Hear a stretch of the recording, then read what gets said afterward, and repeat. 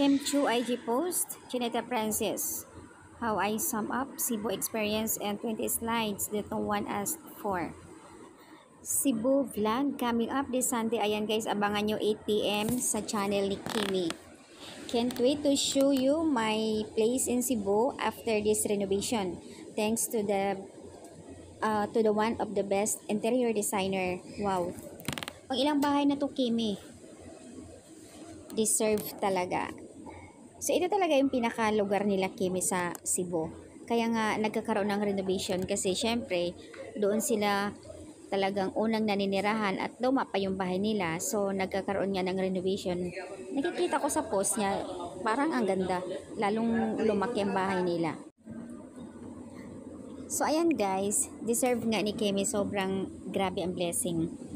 Kung matatandaan nyo po ay kumakailan lang ay bina-vlog ni Kimi ang bahay niya sa rest house in Tagaytay. At syempre, habang tumatagal nga siya sa industriya, yung talagang pinaka-mansion niya na bahay sa QC. Then, mayroon pa siyang nabili na bagong kondo sa BGC.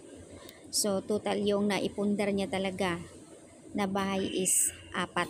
Yung pinakamalaki as in, yun sa QC. Kaya nagpapasalamat din siya sa effort at tulong ng kanyang sister na all the time andyan, umaalalay sa kanya si Kamchu. Grabe guys, diba? Deserve talaga yung blessing nag-uumapaw kay Kimi. Pero, napakasimple lang. Kita mo naman kahit na nakailang mansion na yan, ang sipag pa rin ha. Workaholic as in. Deserve Kimi, dami mo ng house. Ang galing-galing mo talaga. Ang sipag mo pa. Kaya pinagpala ka ni Lord. So, ayan guys.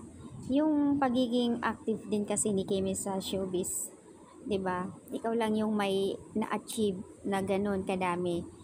Na hindi lang bahay at may business pa. Yung kanyang mga magagarang nasa sakyan. At nakakatulong talaga sa mga kapatid. Nakagraduate ang mga kapatid niya na dahil sa kanya. Kaya nga tinatawag siyang breadwinner. Super proud siya. Tinawag na breadwinner kasi dahil sa kanya, of course, naipagtapos niya yung sabi nga niya no, sa magandang buhay.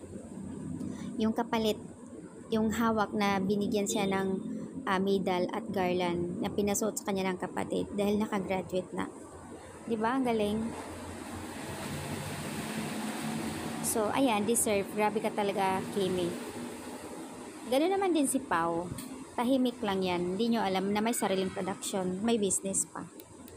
So, talagang pinagpala. Tadhana talaga itong dalawa. Parehong mga masisipag.